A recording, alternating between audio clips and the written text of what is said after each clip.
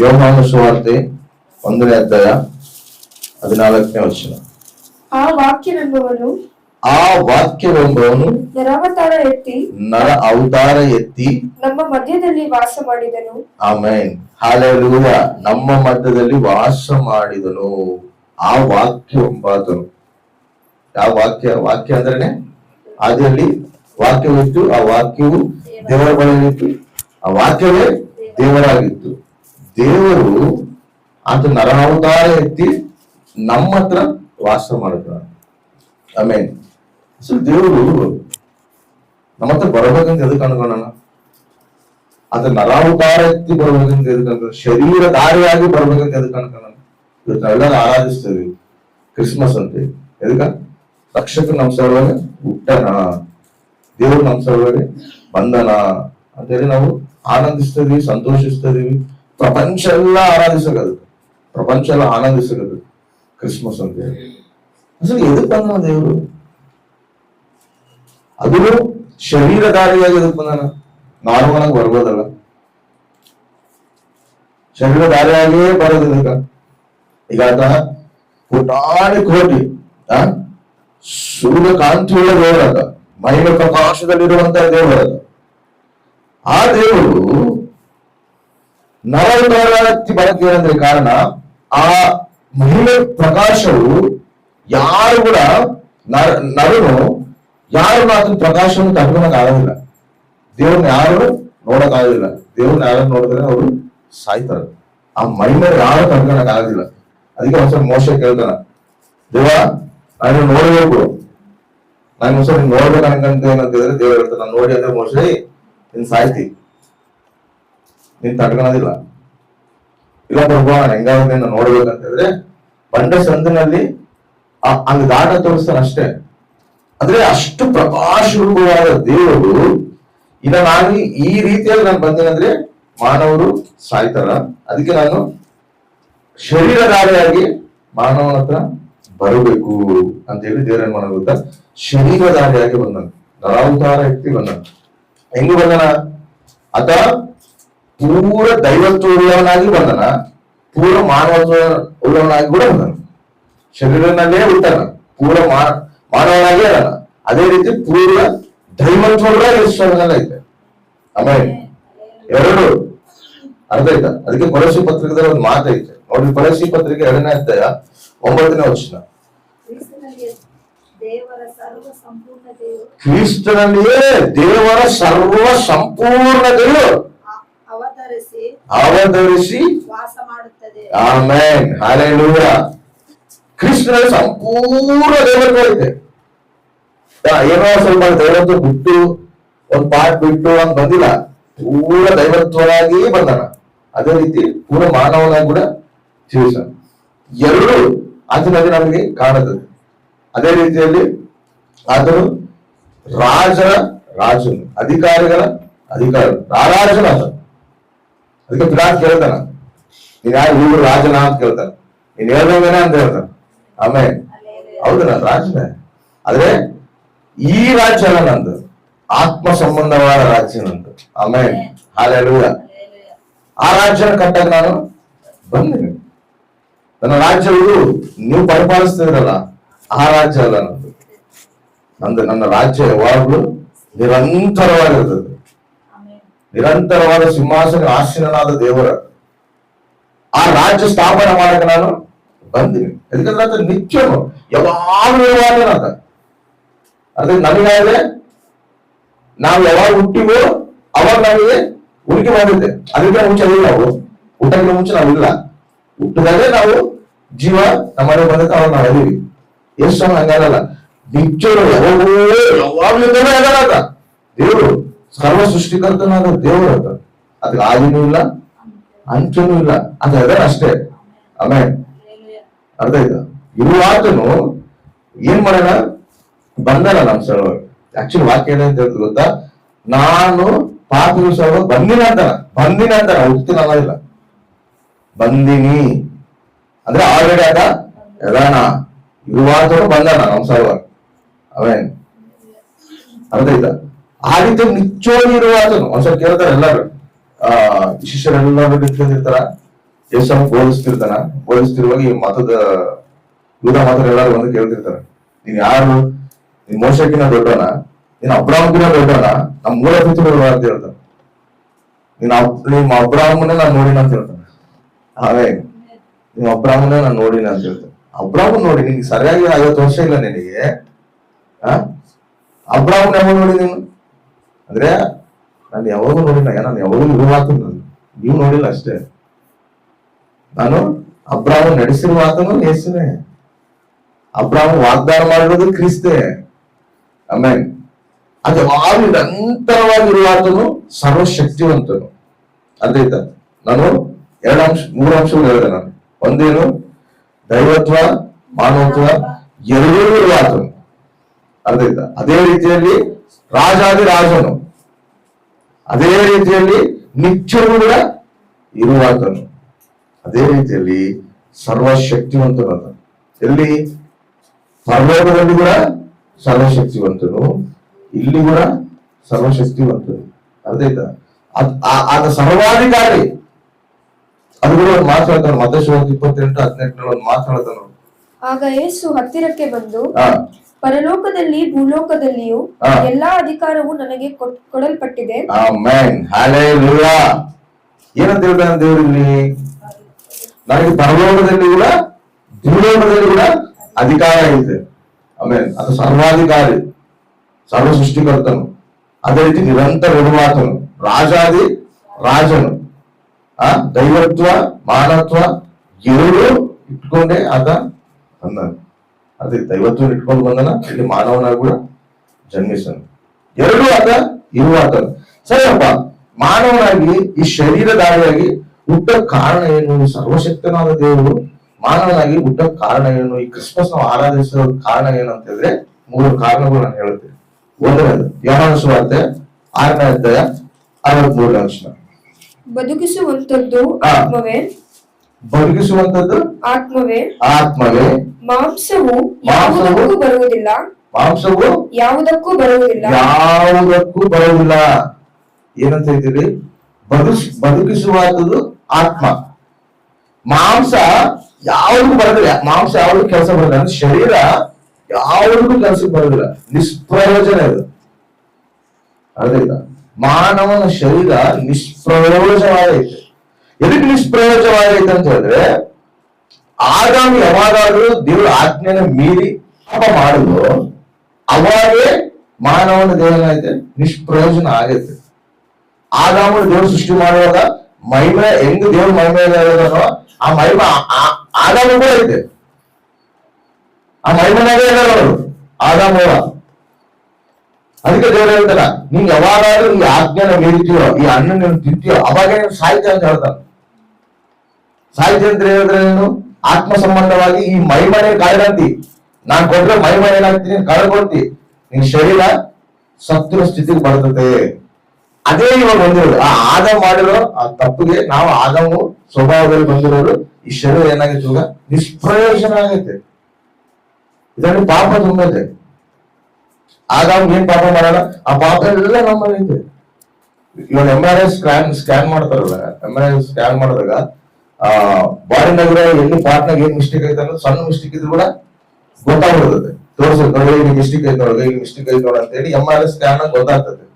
ಆದ್ರೆ ನಮ್ಮಲ್ಲಿರೋ ಪಾಪ ಯಾರಿಗೂ ಗೊತ್ತಾಗೋದಿಲ್ಲ. ಅರ್ಥ? ನಮ್ಮಲ್ಲಿರೋ ಪಾಪ ಯಾರಿಗೂ ಗೊತ್ತಾಗೋದಿಲ್ಲ, ಆದ್ರೆ ದೇವ್ರಿಗೆ ಗೊತ್ತು. ಆಮೇಲೆ ದೇವ್ರು ಸ್ಕ್ಯಾನ್ ಮಾಡ್ತಾನೆ. ನಾವು ಪ್ರತಿ ಆಲೋಚನೆಗಳು, ಪ್ರತಿ ತಲಂಪುಗಳು, ನಾವು ನಡವಳಿಕೆಗಳು ಪ್ರತಿದು ಸ್ಕ್ಯಾನ್ ಮಾಡ್ತಾನ. ಆ ಪಾಪ ನಮ್ಮಲ್ಲಿ ಕಾಣ್ತದೆ. ಆದಾಮ ಸ್ವಭಾವ ಈ ಪಾಪ ಕಾಣ್ತದೆ. ಈ ದೇಹ ಆಗುತ್ತೆ ನಿಷ್ಪ್ರಯೋಜನ ಆಗುತ್ತೆ. ಈ ನಿಷ್ಪ್ರಯೋಜನವಾದ ದೇಹನ ಮತ್ತೆ ಮಹಿಮ ದೇಹವಾಗಿ ಮಾಡಬೇಕು, ಮಹಿಮ ಶರೀರವಾಗಿ ಮಾಡಬೇಕಂತಲೇ ದೇವ್ರು ಬಂದಿರೋದು. ಆಮೇಲೆ ಹಲ್ಲೆಲೂಯಾ. ಆಗ ಏನು ಕಳ್ಕೊಳ್ಳೋದಲ್ಲ, ದೇವರು ಮಹಿಮ ಸ್ವರೂಪನ ಕಳ್ಕೊಳ್ಳೋದಲ್ಲ, ಆ ಮಹಿಮ ಸ್ವರೂಪ ಮತ್ತೆ ತಿರುಗಿ ನಾವು ಕೊಡಕ್ಕೆ ಹುಟ್ಟಿರೋದು. ಆಮೇಲೆ ಎಲ್ಲ ನಾವು ಆರಾಧಿಸ್ತೀವಿ. ಕ್ರಿಸ್ಮಸ್ ಎಷ್ಟು ಹುಟ್ಟಲ್ಲ ಸ್ಟಾರ್ ಆಗಿ ಹೀರಾಗಿ ಎಲ್ಲ ಹಬ್ಬ ಮಾಡ್ತೇವಿ. ಎದಕ್ ಮಾಡ್ತೇವಿ? ಎದಕ್ ಹುಟ್ಟಾನ ಯೇಸು ಸ್ವಾಮಿ? ಈ ಶರೀರ ಸತ್ತಿರ ಸ್ಥಿತಿನ ಐತೆ. ಯೇಸು ಸ್ವಾಮಿ ಆ ದೇವರ ಮಹಿಮನ ನಾವು ಕಳ್ಕೊಂಡಿವಿ. ಆದಮ್ ಹೆಂಗ ಕಳ್ಕೊಂಡೋ ಹಂಗ ನಾವು ಕೂಡ ಕಳ್ಕೊಂಡ್ಬಿಟ್ಟಿವಿ. ಆದಮ್ ಸ್ವಭಾವ ನಮ್ಮಲ್ಲಿ ಬಂದೈತೆ.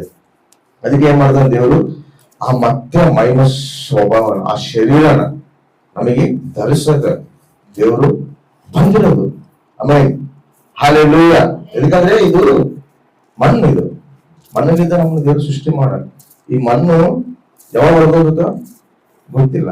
ಮಣ್ಣು ಪಾತ್ರೆ ಇರ್ತದೆ, ಆ ಪಾತ್ರೆ ಯಾವಾಗ ಹೊಡೆದೋಗುತ್ತೋ ಗೊತ್ತಾ? ಯಾವಾಗಾದ್ರೂ ಕೈಗಾಗ್ಬೋದು, ಕೈಗಾದ್ರೆ ಅದೇನಾಗ್ತದೆ, ಹೊಡೆದೋಗುತ್ತೆ.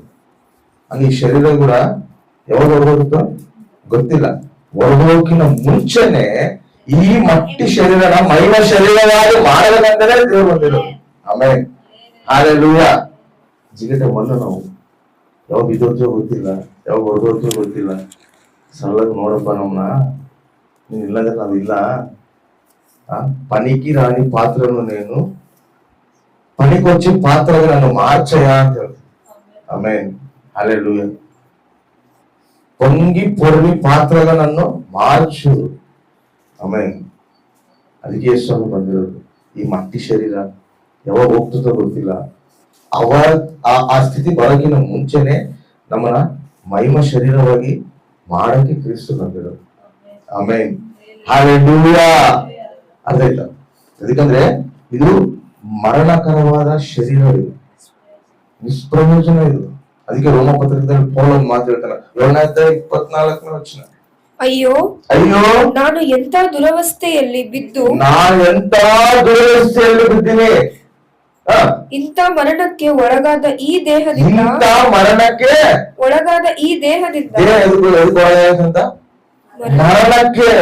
ಇಂಥ ಮರಣಕ್ಕೆ ಒಳಗಾದ ಈ ದೇಹನ ನನ್ನನ್ನು ಬಿಡಿಸುವವನು ಯಾರು? ಬಿಡಿಸುವವನು ಇದ್ದಾನೆಂಬುದನ್ನು ನಮ್ಮ ಕರ್ತನಾದ ಯೇಸು ಕ್ರಿಸ್ತನ ಮೂಲಕ, ಆಮೆನ್, ನಮ್ಮ ಕರ್ತನಾದ ಯೇಸು ಕ್ರಿಸ್ತನ ಮೂಲಕ ದೇವರಿಗೆ ಸ್ತೋತ್ರ. ಈ ಮರಣಕರವಾದ ದೇಹದಿಂದ ಯಾರು ಬಿಡಿಸ್ತಾರಯ್ಯ ನನ್ನ, ಇದ್ರಿಂದ ಯಾರನ್ನ ತಪ್ಪಿಸ್ತಾರ ಅಂತ ಹೇಳಿ ಪೌಲ್ ಕೇಳ್ತಾರಲ್ಲ, ಪೌಲ್ ಮಾತು ಹೇಳ್ತಾನ, ಒಬ್ಬ ನಿಧಾನ, ಆಸೆ ನಜರೇತಿನ ಯೇಸು ಕ್ರಿಸ್ತ.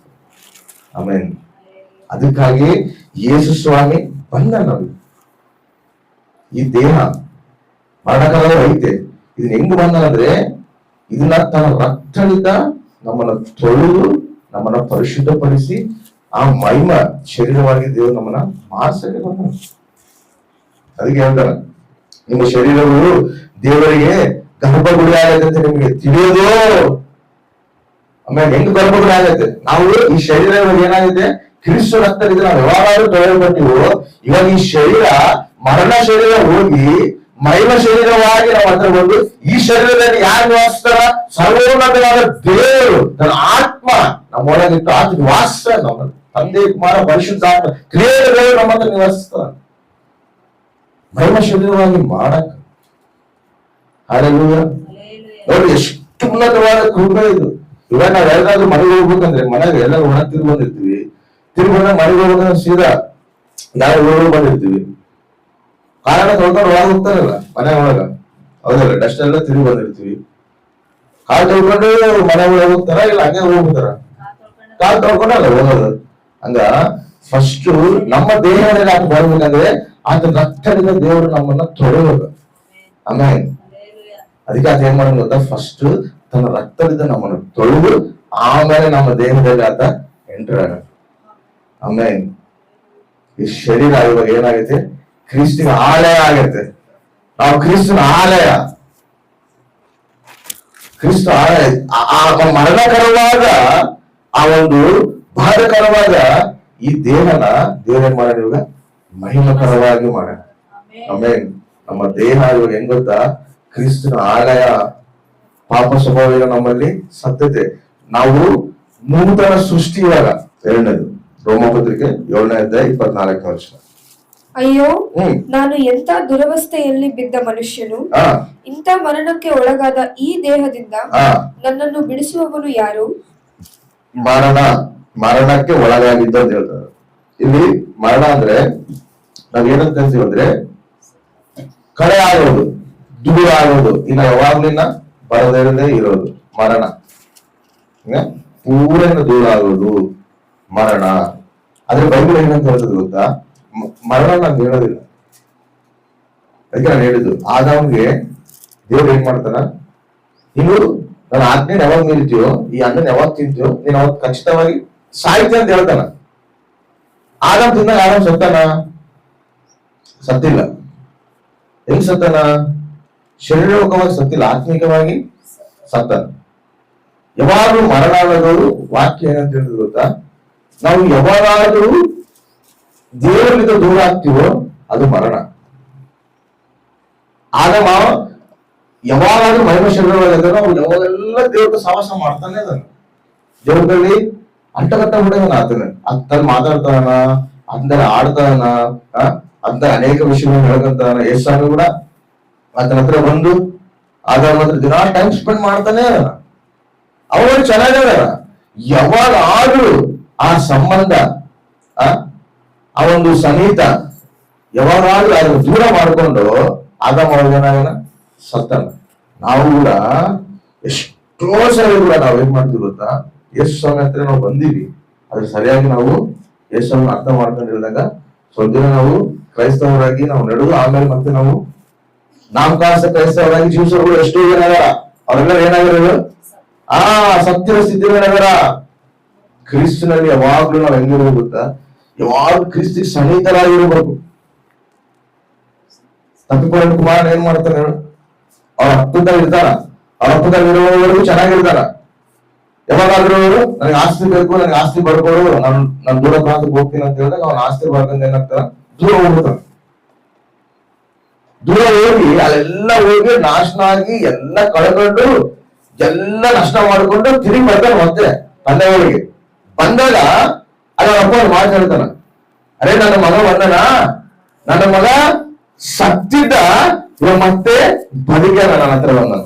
ಆಮೇಲೆ ಯಾಕಂದ್ರೆ ಅವ್ರ ಮಗ ಸತ್ತಾನಲ್ಲಿ ಸತ್ತಿಲ್ಲ, ಅಂದ್ರೆ ನನ್ನಿಂದ ದೂರ ಹೋಗಿ ಪಾಪಕ್ಕೆ ಹತ್ರ ಆಗ್ಯಾನ.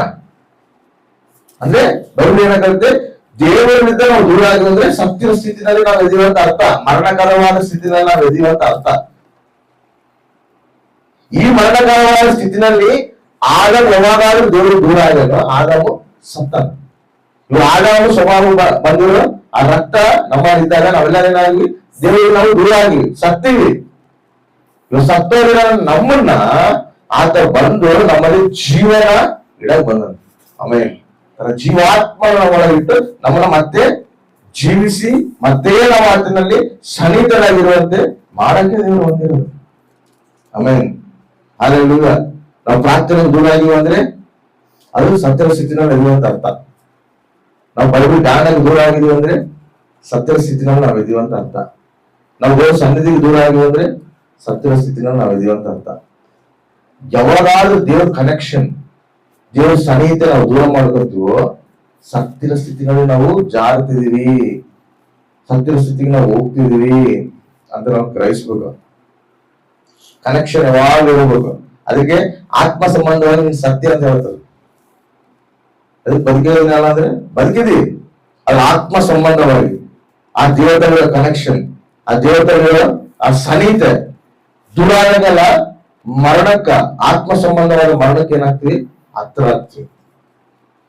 ಆ ರೀತಿ ಇರಬಾರ್ದು. ಅದಕ್ಕೆ ದೇವರ ಮಾಡೋಣ ಹೇಳು, ಈ ರೀತಿ ಸಂಘ ಸೇವಕರನ್ನ ಎದಕ್ಕೆ ಎದ್ದೇಳ್ಸಂದ್ರೆ ಸತ್ಯದ ಸ್ಥಿತಿ ಅಂತೂ ಇರೋರ್ನ ಮತ್ತೆ ಜೀವಿಸಕ. ಆಮೇಲೆ ಜೀವಿಸಿ ಮತ್ತೆ ಆತನಲ್ಲಿ ನಾವು ನಡೆಯಕ, ಆತನಲ್ಲಿ ಸವಾಸ ಮಾಡಕ, ಆತಕ್ಕೆ ಸನ್ನಿಹಿತರಾಗಕ, ಹತ್ರ ಆಗಕ. ಅದಕ್ಕೆ ದೇವರು ಹೊಂದಿರೋದು. నేను పాపులను వెతికి రక్షించడానికి వచ్చా. ఆమేన్. వెతికి ಯಾರು ದೂರ ಹೋಗಿರ್ತಾರೋ, ಯಾರು ದೂರ ಆಗಿರ್ತಾರೋ ಅವ್ರನ್ನ ಹುಡುಕಿ ಕರ್ಕೊಂಡ್ಬಂದು ತನ್ನ ಸನ್ನಿಧಿಗೆ ಸೇರಿಸ್ತಾರೆ. ಆಮೇಲೆ ಮತ್ತೆ ಜೀವಿಸುವಂತೆ ಮಾಡೋಣ, ಮತ್ತೆ ನಾವು ಆತನಲ್ಲಿ ಆನಂದಿಸುವಂತೆ ಮಾಡೋಣ, ಮತ್ತೆ ನಾವು ಆತನಲ್ಲಿ ಭರವಸೆಸುವಂತೆ ಮಾಡೋಣ, ಮತ್ತೆ ಅದಕ್ಕೆ ಸನ್ನಿಹಿತರಾಗಿ ಅಯ್ಯ ತಂದೆ ಅಂತೇಳಿ ಅದಕ್ಕೆ ಸನ್ನಿಹಿತವಾಗಿ ಅದರ ಕೌನದಲ್ಲಿ ಇರುವಂತೆ ನಮ್ಮನ್ನು ಮಾಡೋಣ. ಆಮೇನ್. ಹಲ್ಲೆಲೂಯಾ. ಅದಕ್ಕೆ ತಂದೆಗಳು ಅನ್ನೋದು, ದೂರ ಹೋಗಿದ್ದ ನನ್ನ ಮಗ ಸತ್ಯದ ಸ್ಥಿತಿಯಲ್ಲಿದ್ದ, ಏನಂತಾರ ತಂದೆ? ಒಂದು ಮಾಡಲ್ಲ ಅಂತಾರ, ನಷ್ಟ ಮಾಡೋಣ, ಎಷ್ಟೋ ಇದು ಮಾಡೋಣ, ತಂದೆ ಹೆಸರು ಕೂಡ ಕೆಲಸ ಅದೇ ನಿನ್ನ ಮಗ ನೀನು ಬಿಟ್ಟು ಹೋಗೋಣ ಅಂತ ಎಷ್ಟೋ ಜನ ಅಂತಿರ್ತಾರ. ಆ ಅವಮಾನ ಕೂಡ ಪರಿಸ್ಥಿತಿ ಕೂಡ ಆ ಮಗ ಅಲ್ಲಿ ಬರ್ತಿದ್ರೇನೆ ಓಡಿ ಹೋದಾರ, ನನ್ ಮಗ ಬಂದಾನ, ಆಮೇಲೆ ನನ್ನ ಹುಡ್ಕಂದ್ರೆ ನನ್ನ ಮಗ ಬಂದಾನ. ನಾವು ದೇವ್ರ ಸನ್ನಿಧಿ ಬಂದ್ರು ಕೂಡ ದೇವ್ರ ಹಂಗೆ ಆನಂದಿಸೋದು. ಬಾ ನನ್ ಮಗಳು ಬಂದಾಳ, ನನ್ ಮಗ ಬಂದಾನ, ನನ್ ಸನ್ನಿಧಿಗೆ ಬಂದಾನ, ನನ್ ಸನ್ನಿಧಿಗೆ ಬಂದಾಳ ನನ್ನ ಮಗಳು. ಎಷ್ಟು ಆನಂದಿಸ್ತಿರ್ತಾನೋ ಅರ್ಥ ಆಯ್ತಾ? ನಾವ್ ಇಲ್ಲಿ ಇದ್ರೆ ಎಷ್ಟೋ ಜನ ದುಃಖ ಬರ್ತಿರ್ತಾರ, ಬಾಧೆ ಬರ್ತಿರ್ತಾರ. ಆದ್ರೆ ದೇವ್ರು ಎಷ್ಟು ಆನಂದ ಬರ್ತಿರ್ತಾನೆ ಗೊತ್ತಾ, ಎಷ್ಟು ಸಂತೋಷ ಬರ್ತಿರ್ತಾನೆ ಗೊತ್ತಾ. ಆ ಆನಂದಕ್ಕೆ ಅದ್ದೇ ಇಲ್ಲ, ಅಷ್ಟು ಆನಂದ ಬರ್ತಿರ್ತಾನ. ನೋಡ್ರಿ ಲೂಕಾಸುವಾರ್ತೆ 15-24 ವಚನ ಏನಂತ ಇದ್ದಲ್ಲಿ ಏನಂತ ನಾವು ತಂದೆ, ಈ ನನ್ನ ಮಗನು ಸತ್ತವನಾಗಿದ್ದನು ತಿರುಗಿ ಬದುಕಿ ಬಂದನು. ಏನಾಗ್ಯಾನಂತ? ಸತ್ತವನಾಗ ಮತ್ತು ತಿರುಗಿ ಬದುಕಿ ಬಂದನ. ಎಲ್ಲಿ ಸತ್ತವ ನೀನು? ಬೇಸ್ ಹೋಗಿ ಎಂಜಾಯ್ ಮಾಡ್ಕಂತ ಆಸ್ತಿನೆಲ್ಲ ನಷ್ಟ ಮಾಡಿ, ಆಸ್ತಿನೆಲ್ಲ ಮಾರಿ ಎಲ್ಲರಿಗಿಟ್ಟು ಬಳೆ ಕೈಲಿದ್ದ ತಿರುಗಿ ಬಂದನ. ಅದ್ರಲ್ಲಿ ಏನಂತ ನಾವಪ್ಪ, ನನ್ ಮಗ ಸತ್ತಿದ್ದ, ಇವಾಗ ಮತ್ತೆ ಬದುಕಿ ಬಂದನ. ಆಮೇನ್, ಹಲ್ಲೆಲೂಯಾ. ನೋಡ್ರಿ ಎಷ್ಟು ತಂದೆ ಪ್ರೀತಿ ಅಂದ್ರೆ, ಅಷ್ಟೆಲ್ಲ ಮಾಡೋದು ಕೂಡ ಮತ್ತೆ ದೇವ್ರ ಮಾತಾಡ್ತಾರೆ. ಆಮೇನ್. ಆಯ್ತು, ನಷ್ಟ ಆಗತ್ತಾ ಬಿಟ್ಬಿಡು, ಅದ್ರ ಬಗ್ಗೆ ಚಿಂತೆ ಮಾಡಬೇಡ. ನಾವು ಚಿಂತೆ ಮಾಡಿದ್ವಿ ಯಾವಾಗ ಏನೋ ತಪ್ಪು ಮಾಡಿದಾಗ, ಏನನ್ನ ಇದಾರ್ದಾಗ, ಅಯ್ಯೋ ನಮ್ ದೇವ್ರಿಗೆ ಹಿಂಗ್ ಮಾಡ್ದಲ್ಲ, ಇದು ಮಾಡ್ತಾ ಬಾಧೆ ಬಿಡ್ತಿರ್ತೀವಿ. ದೇವ್ರ ಏನ್ ಕೇಳ್ತಾರೆ ಗೊತ್ತಾ, ಸರ್ ನೀನ್ ತಪ್ಪು ಮಾಡಿ ಅಲ್ಲ, ಬಿಟ್ಬಿಡು, ನನ್ನ ಹತ್ರದಲ್ಲಿ ಸಾಕು. ಆಮೇಲೆ ನಾವೇನಂತೀವಿ ಗೊತ್ತಾ, ತಪ್ಪು ಮಾಡಿರ್ತೀವಿ, ತಪ್ಪು ಮಾಡಿದಾಗ ದೇವ್ರ ಸನ್ನಿಧಿಗೆ ಹೋಗ್ಬೇಕಂದ್ರೆ ದೇವ್ರಿಗೆ ಏನ್ ಅನ್ಕೊಂತಾನೆ ಅನ್ನೋ, ನನಗೆ ಮಿಸ್ಟೇಕ್ ಮಾಡ್ದಲ್ಲ. ನಾವೇನ ಆತ್ಮೀಯ ದೇವ್ರಿಗೆ ಏನ್ പേര് ಇರ್ತಾವ, ಅಪ್ಸರಮಾನ ಇರ್ತಾವ, ಹಂಗಿದ್ರೇನೆ ಆತ್ಮೀಯ ಜೀವಿತ. ಅರ್ಥ ಆಯ್ತು? ಯಾರು ಪರಿಪೂರ್ಣರಲ್ಲ ಇಲ್ಲ, ದೇವ್ರ ಆಕಡೆ ಬರೋವರೆಗೂ ಯಾರು ಪರಿಪೂರ್ಣರಿಲ್ಲ. ನಾವು ಸರಿಯಾಗೋದು ಇರ್ತಾನೆ ಇರ್ತದೆ. ಇವತ್ತು ಸರಿ ಆಗ್ಬೇಕು, ನಾಳೆ ಸರಿ ಆಗ್ಬೇಕು, ನಾಡ್ದಾಗ ಸರಿ ಆಗ್ಬೇಕು, ಏನೋ ಸರಿ ಪಡಿಸ್ತಾನೆ ಇರ್ತಾರ ಪರಿಶುದ್ಧಾತ್ಮ ದೇವ್ರು ನಮ್ಮಲ್ಲಿ. ಹೌದಲ್ಲ, ನಾನು ಹಿಂಗಿರ್ಬೇಕಲ್ಲ, ನಾನು ಹಂಗಿರ್ಬೇಕಲ್ಲ ಅಂತ ಹೇಳಿ ದೇವ್ರು ನಮ್ಮನ್ನ ಸರಿ ಪಡಿಸ್ತಾನೆ ಇರ್ತಾನ. ಹಂಗಿಲ್ಲ ಅಂದ್ರೆ ನೋಡ್ರಿ, ಹಾಸ್ಪಿಟಲ್ನಾಗ ಬೆಡ್ನಲ್ಲಿ ಪೇಷಂಟ್ ಇದ್ದಾಗ ಅದು ಟಿವಿನಲ್ಲಿ ಹಿಂಗ್ ಬರ್ತಿರ್ತತೆ, ಹಿಂಗ್ ಬಂದ್ ಕೆಳಗೆ ವ್ಯಾನ್ ಇದ್ರೇನೆ ಬದುಕ್ಯಾರ ಅಂತ ಅರ್ಥ, ಲೈನ್ ಇದ್ರೆ ಸತ್ತಾರ ಅಂತ ಅರ್ಥ. ಹಂಗ ನಾವು ಹಿಂಗ ಹಿಂಗ ಹಿಂಗ ಅಂದ್ರೆ ಬದುಕಿನ ಸ್ಥಿತಿನಾಗ ಎದ್ದೀವಿ, ಮತ್ತೆ ಹೋಗಿದ್ವ ಎಸೈ ಅಂದ್ರೆ ಬಾ. ಅರ್ಥ ಆಯ್ತಾ? ಸರಿ ಆಗ್ತಾನೆ ಇರ್ಬೇಕು, ಎಲ್ಲ ಸರಿ ಆಗಿಲ್ಲ ಅಂದ್ರೆ ಸತ್ತ ಸ್ಥಿತಿಯಾಗಿದೆ ಅಂತ ಅರ್ಥ. ಲೈನ್ ಕರೆಕ್ಟ್ ನನ್ಕಂದ್ರೆ ಫಸ್ಟ್ ನೀವೇ ಸತ್ತೋಗ ಅಂತ ದೇವ್ರು. ಯಾರು ಕರೆಕ್ಟ್, ಯಾರು ನೀತಿವಂತರು ಇಲ್ಲ. ದೇವಾ ನನ್ನಲ್ಲಿ ಇದೈತು ಪ್ರಭು, ನಾನು ಸರಿಪಡಿಸ್ಕೊಂತೀನಯ್ಯ, ನನಗೆ ಏನಾಗೈತ್ರಿ ಹೇಳು, ನನಗೆ ತಿಳಿಪಡಿಸು, ನನ್ನ ಸರಿಪಡಿಸ್ಕೊಳ್ಳೋದಿರ್ತೀವಿ. ಹಂಗ ಪ್ರತಿಯೊಂದು ಯಾವ ಸೇವಕನಾದ್ರೂ ಅಷ್ಟೇ, ನಾನಾದ್ರೂ ಅಷ್ಟೇ, ಇನ್ನೊಬ್ಬರಾದ್ರೂ ಅಷ್ಟೇ, ಸರಿಪಡಿಸ್ಕೊಂತಾನೇ ಇರ್ಬೋದು. ಆದ್ರೆ ತಪ್ಪು ಮಾಡಿದಾಗ ದೇವ್ರು ಬಾಧೆ ಪಡ್ತಾನ. ಆದ್ರೆ ಹಂಗೇ ನಾವು ದೂರ ಹೋಗಂದ್ರೆ ಇನ್ನ ಬಾಧೆ ಪಡ್ತಾನ. ಹತ್ರ ಬರ್ಬೋದು ದೇವ್ರಿಗೆ, ಹತ್ರ ಬಂದು ದೇವ್ರ ಸನ್ನಿಧಿಗೆ ಬರ್ಬೇಕು. ಅದಕ್ಕೆ ಏನಂತ ಗೊತ್ತಾ, ನೀನು ಮರಣಕರವಾಗಿ ಇದೆಯಪ್ಪ, ನಾನು ನೀನು ಶಿಕ್ಷಿಸ್ಬೋದು, ನೀನ್ ತಪ್ಪಾಡಿದ ನಾನು ಶಿಕ್ಷಿಸ್ಬೋದು, ಆದ್ರೆ ನನ್ನ ಶಿಕ್ಷಿಸಿದಿಲ್ಲ, ಬಾ ನಂತ ಮತ್ತೆ ನಾನು ನಿಂದಿಸ್ತೀನಿ, ಬಾ ಮತ್ತೆ ನಾನು ಬಲಪಡಿಸ್ತೀನಿ, ಬಾ. ಆಮೇಲೆ ಎದಕ್ ನೀನ್ ಬಡಿಬಿಡ್ತಿ, ಎದಕ್ ನೀನ್ ಅಧೈರ್ಯ ಆಗ್ತಿ?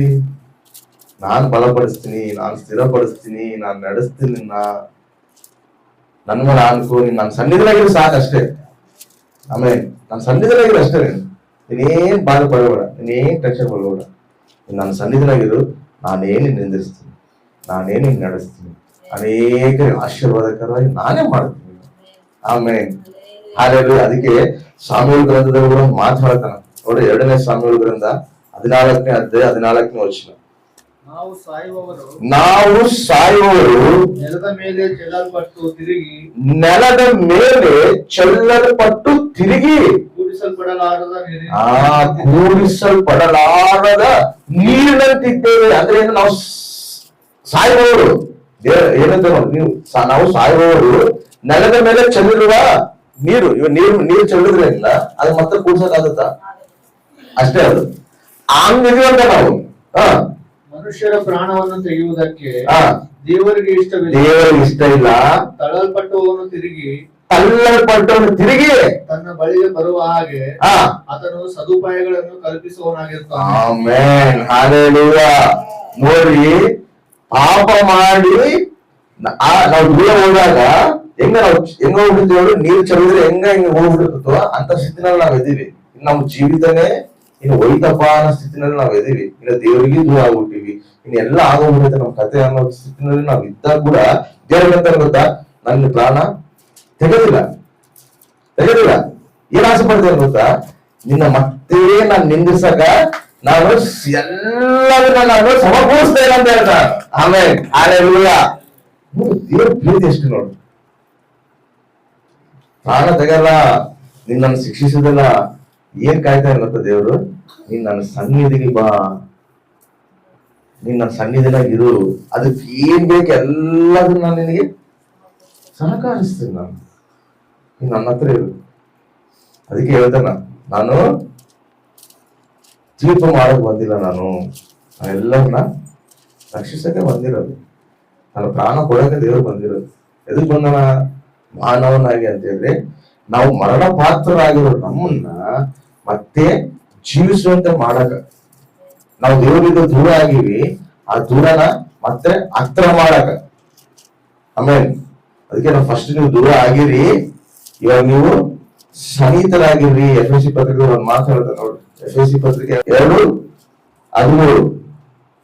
ಈಗಲಾದರೂ ಮೊದಲು ದೂರವಾಗಿದ್ದು ನೀವು ಕ್ರಿಸ್ತ ಯೇಸುವನ್ನು ಸೇರಿದವರಾಗಿದ್ದು ಅದರ ರಕ್ತದ ಮೂಲಕ ಸಮೀಪಸ್ಥರಾಗಿರಿ. ಆಮೇಲೆ ಹಾಲೆಲೂಯಾ. ಮೊದಲು ನೀವೇನಾಗಿರಿ? ದೂರ ಆಗಿರಿ, ದೂರ ಹೋಗ್ಬಿಟ್ಟಿರಿ, ದೇವರ ಮಹಿಮೆನ ಕಳ್ಕೊಂಡ್ಬಿಟ್ಟಿರಿ, ಮರಣಕ್ಕೆ ಹತ್ರ ಆಗ್ಬಿಟ್ಟಿರಿ. ಇವಾಗ ಮತ್ತೆ ಕ್ರಿಸ್ತನ ಮೂಲಕ ನಾವು ಮತ್ತೆ ಅದ್ರ ಸಮೀಪಸ್ಥರಾಗಿರೋ. ಆಮೇಲೆ ಹಲ್ಲೆಲೂಯಾ. ಆ ಮರಣದಿಂದ ದೇವರು ನಮ್ಮನ್ನ ತಪ್ಪಿಸ್ತಾನ, ಅದಕ್ಕೆ ಬಂದಿರೋದು ಕ್ರಿಸ್ತ. ದೂರ ಆಗಿರಪ್ಪ ನೀವು, ಮರಣಕ್ಕೆ ಹತ್ರರಾಗಿರಿ. ಆ ಮರಣಲಿದ್ದ, ಆ ನಿತ್ಯ ಮರಣಲಿದ್ದ ಆ ತಪ್ಪಿಸಕ್ಕೆ ಆತ ಶರೀರಧಾರಿಯಾಗಿ ಬಂದ. ಆಮೇಲೆ ಮೂರನೇದಾಗಿ ರೋಮಪತ್ರಿಕೆ 3:24, ಅವರು ನೀತಿವಂತರೆಂದು ನಿರ್ಣಯ ಹೊಂದುವುದು ದೇವರ ಉಚಿತಾರ್ಥವಾದ ಕೃಪೆಯಿಂದಲೇ ಕ್ರಿಸ್ತ ಯೇಸುವಿನಿಂದಾದ ಪಾಪ ವಿಮೋಚನೆ ಮೂಲಕ. Amen, hallelujah. ದೇವರು ಏನಂತ ಹೇಳ್ತಾನೆ ಇಲ್ಲಿ ನೋಡ್ರಿ, ಅವರು ನೀತಿವಂತರಾದ ನಿರ್ಣಯ ಹೆಂಗ್ ಹೊಂದಾರ? ಉಚಿತಾರ್ಥವಾದ ದೇವರ ಕೃಪೆಯಿಂದ. ಆ ಕೃಪೆ ಯಾರು ಕೊಟ್ಟಾರ? ಕ್ರಿಸ್ತು. ದೇವರಿಂದ ನಾವು ದೂರ ಆಗಿವಿ, ದೇವರಿಂದ ನಾವು ಆ ಮಹಿಮನ ಕಳ್ಕೊಂಡಾಗ ಮತ್ತೆ ಈ ಮಹಿಮನ ಏನ್ ಆದಾಮ್ ಫಸ್ಟ್ ಕಳ್ಕೊಂಡಲ್ಲ, ಆ ಮಹಿಮನ ನಮಗೆ ಮತ್ತೆ ಪೂರ್ಣವಾದ ಮಹಿಮನ ಕೊಡಕ್ಕೆ ದೇವರು ಬಂದ. ಮಹಿಮಂದ ಏನು? ನಾವು ಸರಿ ಕಾಣೋದು, ಮಕ್ಕಳಲ್ಲಿ ಪ್ರಕಾಶ ಕಾಣೋದು ಅಲ್ಲ. ಆ ಮಹಿಮ ಶರೀರ ಹೆಂಗಿರ್ತದಂದ್ರೆ ಆ ದೇವ್ರ ಕ್ರಿಸ್ತ ರೂಪ ಹೆಂಗಿರ್ತದೋ ಆ ರೂಪದಲ್ಲಿ ದೇವ್ರು ನಮ್ಮನ್ನು ತರಿಸ್ತಾನ. ಆಮೇಲೆ ಹಚ್ಕೊಂಡ್ರೆ ಬರೋದಿಲ್ಲ. ಇದು ಈ ಮೋಶೆ ದೇವ್ರು ನೋಡ್ಬೇಕಂದ್ರೆ ಆ ಮಹಿಮೆನೆ ಮೋಶೆ ನೋಡಿದಾಗ, ಆ ಮಹಿಮೆ ದೇವ್ರ ಮಹಿಮೆ ಮೋಶೆ ನೋಡಿದಾಗ ಮೋಶೆ ಮುಖ 40 ದಿನ ಪ್ರಕಾಶಿಸ್ತಿರ್ತದ. ಆಮೇಲೆ ಹಲ್ಲೆಲೂಯಾ. ಜಸ್ಟ್ ಸುಮ್ಮನೆ ಹಂಗ ದಾಟಿದ್ ನೋಡಿದ್ರೆ ಮೋಶೆ ಮಕ್ಕಳ ನೋಡಕ್ಕೆ ಇಸ್ರಾಯೇಲ್ ಪ್ರಜೆಗಳು ದೂರ ಓಡೋದ್ರಂತ. ಅಷ್ಟು ಪ್ರಕಾಶಿಸ್ತದೆ ಮೋಶೆ ಮುಖ. ದೇವ್ರ ಮಹಿಮೆ ಜಸ್ಟ್ ಅಷ್ಟು ದಾಟಿ ಹೋದ್ರೆ ಅಷ್ಟು ಮಹಿಮೆ ಐತಂದ್ರೆ, ಇನ್ನು ನಾವು ದೇಹವೆಲ್ಲ ಮಹಿಮೆ ಶರೀರ ಬಂದ್ರೆ ನಾವಿನ್ನಷ್ಟು ಪ್ರಕಾಶಿಸ್ತೀವಿ. ಆ ಮಹಿಮೆನೆ ಫಸ್ಟ್ ಆದಮ್ ಇದ್ದಿದ್ದು, ಆ ಮಹಿಮೆನೇ ಆದಮ್ ಕಳ್ಕೊಂಡಿದ್ದು. ಆ ಮಹಿಮೆ ಕಳ್ಕೊಂಡಿವಲ್ಲ, ಆ ಮಹಿಮನ ಮತ್ತೆ ನಮ್ಗೆ ತಿರುಗಿ ಕೊಡಾಕೆನೆ ಕ್ರಿಸ್ತ ಬಂದಿರೋದು. ಆಮೇನ್, ಹಲ್ಲೆಲೂಯಾ. ನಮ್ಮ ಶರೀರ ಸತ್ಯ ಸ್ಥಿತಿ ಹೊಂದಿರುವಂತ ಶರೀರನ ಮತ್ತೆ ಆತ ತನ್ನ ಒಂದು ಮಹಿಮ ಶರೀರವಾಗಿ ಮಾರ್ಸಕ್ ಬಂದನ. ಅದೇ ರೀತಿ ಮರಣಕ್ಕೆ ಪಾತ್ರರಾಗಿರೋ ನಮ್ಮನ್ನ ಜೀವ ಕೊಟ್ಟು ಮತ್ತೆ ಆತನ ಜೀವನದಲ್ಲಿ ನಡೆಸಕ್ ಬಂದನ. ಅದೇ ರೀತಿಯಲ್ಲಿ ಇನ್ನ ಟೋಟಲ್ ಬಾಡಿನೆಲ್ಲ ಕ್ರಿಸ್ತ ರೂಪದಲ್ಲಿ ಆ ಮಹಿಮ ಶರೀರದಲ್ಲಿ ದೇವರು ತರಕ್ಕೆ ನಮ್ಮನ್ನ ನಡೆಸ್ತಾನ. ಅದಕ್ಕೆ ಫಿಲಿಪ್ಪಿ ಪತ್ರಿಕೆ 3:21 ಒಂದು ಮಾತು ಹೇಳ್ತಾನ, ಹೆಂಗ್ ಚೇಂಜ್ ಮಾಡ್ತಾನಂತ ದೇವ್ರು ನೋಡ್ರಿ. ಅದನ್ನು ಎಲ್ಲವನ್ನು ಆತನು ಎಲ್ಲವನ್ನು ತನಗೆ ಆಧೀನ ಮಾಡಿಕೊಳ್ಳಲಾಗುವ ಪರಾಕ್ರಮವನ್ನು ಸಾಧಿಸಿ ದೀನಾವಸ್ಥೆಯುಳ್ಳ ನಮ್ಮ ದೇಹವನ್ನು ರೂಪಾಂತರಪಡಿಸಿ ಪ್ರಭಾವವುಳ್ಳ ತನ್ನ ದೇಹದ ಸಾರೂಪ್ಯವಾಗುವಂತೆ ಮಾಡುವ. ಪ್ರಭಾವವುಳ್ಳ ತನ್ನ ದೇಹಕ್ಕೆ ಸ್ವಾರೂಪವಾಗುವಂತೆ ಮಾಡುತ್ತಾನೆ. ಹೆಂಗ ತನ್ನ ದೇಹಕ್ಕೆ ಅದೇ ಆತನ ರೂಪದಲ್ಲಿ, ಆತನ ರೂಪಕ್ಕೆ ಸಮೀಪವಾಗಿ, ಆತನ ರೂಪಕ್ಕೆ ಸರಿ ಸಮಾನವಾಗಿ. ಅದಕ್ಕೆ ನಾವು ಆತನ ಮಕ್ಕಳಾಗಿ ನಮ್ಮನ್ನು ಸ್ವೀಕರಿಸಾನೆ, ಆತನ ಜೊತೆ ನಮ್ಮನ್ನು ಕುಂದಿರ್ಸ್ಕೊಂಡು ನಾನು ಆತನ ಸಿಂಹಾಸನದಲ್ಲಿ ನಾವು ಇರ್ತೀವಿ. ನಾನು ಸಿಂಹಾಸನ ಮೇಲೆ ಕುಂದಿರ್ಸ್ತೀನಿ ಅಂತ ಹೇಳ ಆ ಮಹಿಮೆ ದೇವರನ್ನು ಕೊಡಾಗ. ಆಮೇನ್. ಅದಕ್ಕೆ ಈ ಭೂಮಿಯೇ ಸಕಲ ಭೂಮಿ ಎಲ್ಲ ಸೃಷ್ಟಿ ಮಾಡಿ ಆದಾಮ ಕೊಡ ಅಧಿಕಾರ ಚಲಾಯಿಸ ನೀನ್ ನನ್ನ ಮಗ, ನಿನ್ನ ಅಧಿಕಾರ ನಿಂದು ಅದ ನಿನ್ನ ಅಧಿಕಾರ ಅಂತ ಹೇಳಿ ಕೊಟ್ಟಾನ. ಅಧಿಕಾರನ ಆ ಮಹಿಮನ ಏನ್ ಮಾಡೋಣ, ಕಳ್ಕೊಳ್ಳೋಣ. ಅದೇ ಅಧಿಕಾರನ, ಅದೇ ಮಹಿಮೆನ ಮತ್ತೆ ನಮಗೆ ತಿರುಗಿ ಕೊಡಗೆ ಕ್ರಿಸ್ತು ಬಂದಿರೋದು. ಆಮೇನ್. ಹಾಗಾಗಿ ಅದಕ್ಕೆ ನಾವು ಅಧಿಕಾರ ಉಳಿಯುವಾಗ ನಾವು ದೇವ್ರ ಮಕ್ಕಳು. ನಾವು ನಮಗೆ ರಾಜ್ಯಾಧಿಕಾರ ಐತಿ. ಯಾವ ರಾಜ್ಯಾಧಿಕಾರ? ನೀತಿ ರಾಜ್ಯ ಅಧಿಕಾರ. ನಾವೆಲ್ಲ ಸಿಂಹಾಸನಲ್ಲಿ ಕೂತ್ಕೊಂಡು ನಾವು ಅಧಿಕಾರ ಚಲಾಯಿಸ್ತೀವಿ. ನಾವು ಯಾವಾಗ ಇವಾಗ ಚಲಾಯಿಸ್ತಾರಲ್ಲ 4 ವರ್ಷ 5 ವರ್ಷ, ಹಂಗಲ್ಲ. ನಿರಂತರ ಸಿಂಹಾಸನ ಮೇಲೆ ಕೂತ್ಕೊಂಡು ನಾವು ಅಧಿಕಾರ ಚಲಾಯಿಸ್ತೀವಿ. ಯಾರಿಂದ? ಕ್ರಿಸ್ತರಿಂದ. ಅದೆಲ್ಲ ಗೊತ್ತಾ? ನಿರಂತರ. ಅಸಲು ಎಂಡಿಂಗ್ ಇಲ್ಲ ಅದು. ಇವಾಗ ಇಷ್ಟು ನಕ್ಷತ್ರಗಳು ಇಷ್ಟೆಲ್ಲ ಅದಾವಲ್ಲ, ಇವೆಲ್ಲದರಲ್ಲಿ ಒಂದೊಂದು ನಕ್ಷತ್ರಗಳು ಎಷ್ಟೆಷ್ಟು ದೇವದೂತಗಳು ಇಟ್ಟಾನಂತ ದೇವರು. ಅರ್ಥ ಆಯ್ತಾ? ಅದಕ್ಕೆ ಯೋಗ ಪತ್ರಿಕೆದಲ್ಲಿ ಮಾತಾಡ್ತಾರ. ಯೋಗ ಪತ್ರಿಕೆದಲ್ಲಿ ಈ ದೇವದೂತಗಳು ಎಲ್ಲರೂ ಬಂದು ದೇವದಲ್ಲಿ ಬಂದು ಸನ್ನಿಹಿತರಾಗಿ ಅಲ್ಲಿ ಮೀಟಿಂಗ್ ಏರ್ಪಾಡು ಮಾಡ್ತಾರೆ. ಅದ್ರಲ್ಲಿ ಎಲ್ಲಿರ್ತಾರ? ಬೇರೆ ಬೇರೆ ಬೇರೆ ಬೇರೆ ಬೇರೆ ಬೇರೆ ಬೇರೆ ಬೇರೆ ಬೇರೆ ಗ್ರಹಮಂಡಗಳಲ್ಲಿ ಇರ್ತಾರೆ. ಇವೆಲ್ಲರೂ ಸಮರ್ಪಿಸ್ತಾರೆ. ಅಲ್ಲಿ ಮೀಟಿಂಗ್ ಇರ್ತಾರೆ. ಮೀಟಿಂಗ್ ಏರ್ಪಾಡು ಮಾಡ್ತಾನ ದೇವರು. ಅವಾಗ ಬಂದಿದ್ರು ಸಾತಾನ ಅಲ್ಲಿ ತಿರುಗಿರ್ತಾನ. ಎಲ್ಲಿಗೆ ಬಂದು ನೀನ ಅಂತ ಕೇಳ್ತಾನೆ. ಏನಂತಾರೆ ಹೇಳೋನು? ನಾನು ಭೂಲೋಕದಲ್ಲಿ ಅಲ್ಲಿ ತಿರ್ಕ ಅಂತ ಇಲ್ಲಿ ಬಂದಿನಂತ. ನನಗೆ ಭೂಲೋಕದಲ್ಲಿ ಒಬ್ಬ ನೀತಿವಂತನ ಗೊತ್ತಾ? ಗೊತ್ತು. ಯೋಗಲ್ಲ, ಯೋಗ ನೀತಿವಂತ. ನಾನು ಯೋಗ ನೀತಿವಂತನಂತೆ. ಹಂಗ ಅವ್ನು ತಿರುಗ್ತಿರ್ತಾನ ನನ್ನ ಮಾತು. ಆದ್ರೆ ಬೇರೆ ಬೇರೆ ಬೇರೆ ಬೇರೆ ಪ್ರಾಂತಗಳಾಗ ಬಂದು ಅಲ್ಲಿರ್ತಾರ. ಆದ್ರೆ ಈ ಎಲ್ಲಾ ದೇವರುಗಳಿಗೆ, ಇವರೆಲ್ಲರಿಗೆ ಅದೇ ರೀತಿಯಲ್ಲಿ ಇಲ್ಲಿ ಯಾರು ಕ್ರಿಸ್ತರಲ್ಲ, ಈ ಯೇಸು ನಂಬೋರಲ್ಲ, ಈ ನಂಬಿದವರೆಲ್ಲರೂ ಕೂಡ ಅಲ್ಲಿ ಒಂದೊಂದು ಅಧಿಕಾರ ದೇವರು ಕೊಡ್ತಾರೆ. ಎಷ್ಟು ಜನಗಳ ಮೇಲೆ ನಮಗೆ ಅಧಿಕಾರಿಗಳು ಇರ್ತಾನ ಅನ್ನೋದು ನಮ್ಮ ಒಂದು ನಡವಳಿಕೆ ಮೇಲೆ ತೀರ್ಮಾನ ಆದದ್ದು. ನಾವೆಷ್ಟು ದೇವ್ರ ಸನ್ನಿಹಿತರಾಗ್ತೀವೋ, ಎಷ್ಟು ನಾವು ದೇವ್ರ ಹತ್ರ ಆಗ್ತೀವೋ ಆ ಅಧಿಕಾರ ನಮಗೆ ಕೊಡ್ತಾನ. ಒಂದು ರಾಜ್ಯದ ಮೇಲೆ ಅಧಿಕಾರ ಕೊಡ್ತಾನೋ, 2 ರಾಜ್ಯಗಳ ಮೇಲೆ ಅಧಿಕಾರ ಕೊಡ್ತಾನೋ, ಎಷ್ಟು ಅಧಿಕಾರ ಕೊಡ್ತಾನೋ ಗೊತ್ತಿಲ್ಲ. ಆದಂಗ ಒಂದು ಭೂಲೋಕ ಮೇಲೆ ಅಧಿಕಾರ ಕೊಟ್ಟಾನ, ಅದನ್ನ ಕಳ್ಕೊಂಡ. ಮತ್ತೆ ಅಧಿಕಾರ ದೇವರು ನಮಗೆ ತಿರುಗಿ ಕೊಡಕ್ಕೆ, ತನ್ನ ಮಕ್ಕಳಾಗಿ ನಮ್ಮನ್ನು ಸ್ವೀಕರಿಸಕ್ಕೆ ಬಂದ. ದೂರ ಆಗಿದ್ದವ್ರು ಬಂದು ನಮಗೆ ಹೆಂಗ್ ಅಧಿಕಾರ ಕೊಡ್ತಾನ? ಟೋಟಲ್ ನಾವು ಅದರ ಮಕ್ಕಳಾಗಿ ನಾವು ಅಧಿಕಾರ ಚಲಾಯಿಸ್ಬೇಕು. ಆಮೇಲೆ ನಮ್ಮನಿಲ್ಲಿ ಎಲ್ಲರೂ ಚೀಪಾಗಿ ನೋಡ್ತಾರ. ನಮ್ಮನೆಲ್ಲರೂ ವೇಸ್ಟ್ ಇವರು ನನ್ಗಂತ. ನಾವು ಎಲ್ಲರ ದೃಷ್ಟಿಯಲ್ಲಿ ವೇಸ್ಟ್ ಆಗಿರೋದು. ದೇವ್ರ ದೃಷ್ಟಿಯಲ್ಲಿ ನಾವು ದೇವ್ರ ಮಕ್ಕಳು. ಆಮೇಲೆ ಅದ್ರ ಸಿಂಹಾಸನ ನಮ್ಗೆ ಕೊಡ್ತಾರ. ಅದ್ರ ಸಿಂಹಾಸನ ನಾವು ಕುತ್ಕೊಂತ ಇದೀವಿ. ಅದ್ರ ಸಿಂಹಾಸನ ನಾವು ಅಧಿಕಾರ ಚಲಾಯಿಸ್ತಾ ಇದೀವಿ. ಆಮೇಲೆ ಇನ್ನೊಂದೇನ್ ಗೊತ್ತಾ? ನಾವು ದೇವದೂತರಿಗೆ ಜ್ಞಾನ ಕಲಿಸ್ತೀವಂತ. ಬರುವ ಐತೆ, ದೇವದೂತರಿಗೆ ನಾವು ಜ್ಞಾನ ಕಲಿಸ್ತೀವಂತ. ಮತ್ತೆ ಏನದ ಅಧಿಕಾರ? ಮಾಮೂಲು ಅಧಿಕಾರ ಅದು? ಹೆಂಗಿರ್ತದೇನ ರೋಗಿ? ಆ ಸಿಂಹಾಸನದಲ್ಲಿ ನಮ್ಮನ್ನು ಕರೆಸಿ ಅದರ ಮೇಲೆ ಆ ಒಂದು ಕಿರೀಟನ ಇಟ್ಟು ಸಿಂಹಾಸನ ಕುಂದಿಸ್ತಿದ್ರೆ ಅಲ್ಲಿ ಪರಲೋಕ ಎಲ್ಲ ಹಬ್ಬ ಮಾಡ್ತಿರ್ತದೆ. ಅರೆ ನಾವೇನ್ ಪಾತ್ರರಯ್ಯ, ನಾವೇನ್ ಯೋಗ್ಯರಯ್ಯ? ನಿನ್ನ ಯೋಗ್ಯತೆ ನಮಗೆ ಬಂದಿರೋದು ಕೇವಲ ಕ್ರಿಸ್ತ ರಕ್ತದಿಂದ. ಆಮೇಲೆ ಹಾಗಾಗಿ ಅದಕ್ಕೆ ಬಂದಿರೋದು.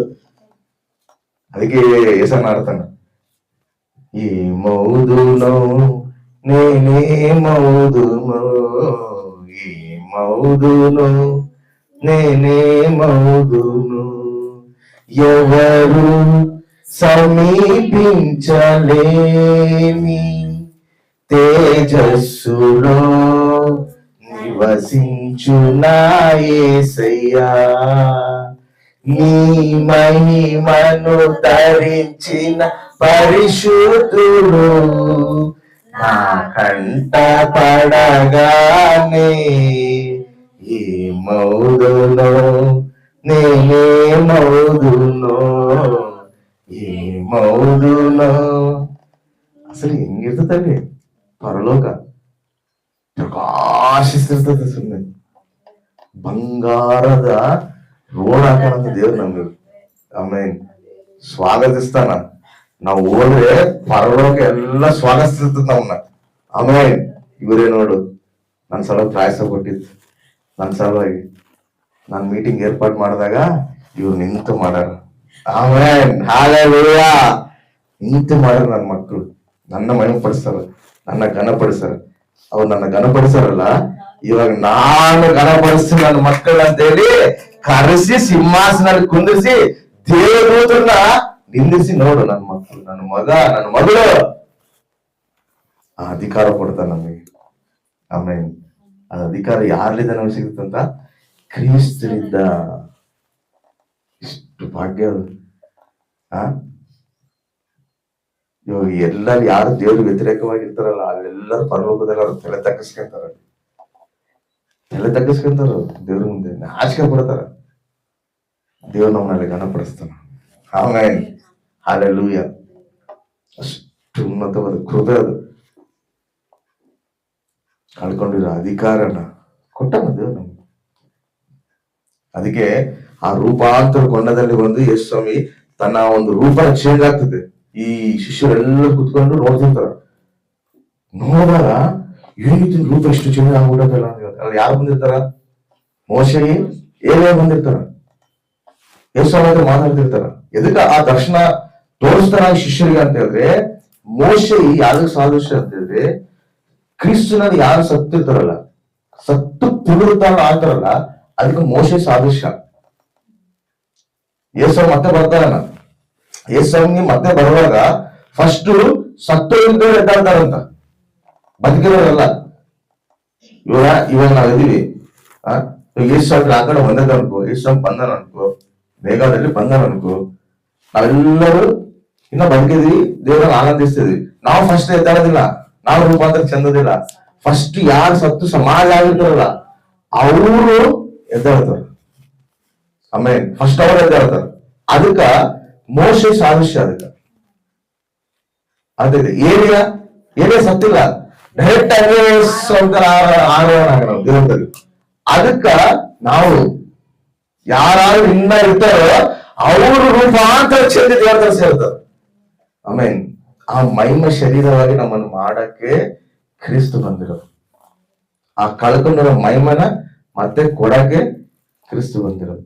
ಅಸಲು ನಾವು ಇದಕ್ಕೆ ನಾವು ಏನು ಹಾಡಿರಲ್ಲ, ನಾವೇನು ಮಾಡಿವ? ಏನು ಮಾಡಿಲ್ಲ. ನಮ್ಗೇನು ಅರ್ಹತೆ ಐತಾ? ಏನು ಅರ್ಹತೆ ಇಲ್ಲ. ಕೇವಲ ದೇವರ ಕೃಪೆನೇ. ಆಮೇನ್. ಅದ್ರ ಕೃಪೆನೇ ನಮ್ಮನ್ನ ಸಿಂಹಾಸನವಾಗಿ ಕುಂದಿರ್ತದೆ. ಆಮೇನ್. ನೋಡಿ, ಎಷ್ಟು ಉನ್ನತವಾದ ಕೃಪೆ ದೇವರು ನಮ್ಗೆ ಕೊಟ್ಟ. ಅದಕ್ಕಾಗಿ ದೇವರು ಬಂದಿರೋದು ಈ ಸತ್ತೋಗಿರೋ ದೇಹನ ಮಾರ್ಸಕ, ಮರಣಕರವಾದ ನಮ್ಮನ್ನ ತನ್ನ ರಕ್ತದಿಂದ ತೊಳೆದು ಮತ್ತೆ ನಮ್ಮನ್ನು ಜೀವಿಸುವಂತ ಮಾಡಕ. ಅದೇ ರೀತಿ ಆ ಕಳ್ಕೊಂಡಿರೋ ಮಹಿಮೆನ ಮತ್ತೆ ಆದಾಮು ಹೆಂಗ್ ಕಳ್ಕೊಂಡ್ಬಿಟ್ಟನೋ ಎಲ್ಲ ಅಧಿಕಾರ ಕೊಟ್ಟನ, ಅದನ್ನೆಲ್ಲ ಕಳ್ಕೊಂಡನ. ಆ ಅಧಿಕಾರನ, ಆ ಮಹಿಮೆನ ಮತ್ತೆ ತಿರುಗಿ ನಮಗೆ ಕೊಡಕ್ಕೆ ಕ್ರಿಸ್ತು ಬಂದಿರೋದು. ಅದೇ ಕ್ರಿಸ್ಮಸ್. ಆಮೇಲೆ ಹಾಲೆಲೂಯಾ. ಕ್ರಿಸ್ಮಸ್ ಅಂದ್ರೆ ಬಿರಿಯಾನಿ ತಿನ್ನೋದು, ಸುಮ್ಮನೆ ಹಿಂಗ ಆಡೋದು, ತಾರಲ್ಲಿ ಏನ್ ಬರೋದಿಲ್ಲ ಅಲ್ಲಿ. ಅದೇ ಇಲ್ಲ, ಅದಲ್ಲ ಕ್ರಿಸ್ಮಸ್ ಅಂದ್ರೆ. ಆನಂದ ಇರ್ತೈತೆ, ಬಟ್ ಕ್ರಿಸ್ಮಸ್ ಅಂದ್ರೆ ನಾವು ಆತನಲ್ಲಿ ಮತ್ತೆ ಸೇರೋದೇ ಕ್ರಿಸ್ಮಸ್. ಆಮೇಲೆ ನಾವು ಮತ್ತೆ ಆತನ ಜೀವಿಸೋದೇ ಕ್ರಿಸ್ಮಸ್. ಅರ್ಥ ಆಯ್ತಾ? ನಾವು ಯಾವತ್ತೂ ದೇವರಿಗೆ ದೂರ ಆಗಿರುವಂತವ್ರಾಗಿರಬಾರ್ದು, ದೇವರಿಗೆ ಸನ್ನಿಹಿತರಾಗಿರ್ಬೋದು. ಇವಾಗ ನಮ್ಗೆ ದೇವರು ಆ ಕೃಪೆ ಕೊಟ್ಟನ, ಅಧಿಕಾರ ಕೊಟ್ಟನ. ನಾವು ಆ ಅಧಿಕಾರ ನಾವು ಉಪಯೋಗಿಸ್ಬೇಕು. ನಾವೆಲ್ಲ ನಿಂತ್ಕೊಂಡಿರ್ಲಿ, ಧೈರ್ಯವಾಗಿರ್ಬೇಕು. ಏನೇನ್ ಧೈರ್ಯ? ಕ್ರಿಸ್ತನ ಧೈರ್ಯ, ನನ್ ಧೈರ್ಯ, ನನ್ ಧೈರ್ಯ ಯಾರಾದ್ರೂ ಏನಿದೆ, ನನ್ ಕ್ರಿಸ್ತನ ಧೈರ್ಯ. ಆಮೇಲೆ